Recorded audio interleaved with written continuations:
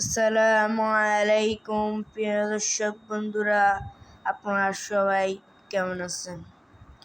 আপনারা দেখতে পাচ্ছেন আমার নিজ হাত রোপণ করা ভেন্ডি গাছ। আপনার অঞ্চলে এই ভেন্ডিকে কি বলে? আমাদের এদিকে ভেন্ডি বলে। কমেন্ট বক্সে এসে বলে যাবেন কি বলে। ভেন্ডি গাছগুলো আমি এত বেশি পরিচর্যা করতে পারি না সময়ের অভাবে। আমার যত্ন ছাড়াই অনেক ভেন্ডি ধরছে। নিজ হাত রোপণ করা গাছ থেকে তরকারি তুলতে আনন্দ লাগে। আমার ভিডিও কি আপনাদের কাছে ভালো লাগে না? যদি ভালো লাগে তাহলে অবশ্যই সাবস্ক্রাইব করবেন, লাইক করবেন।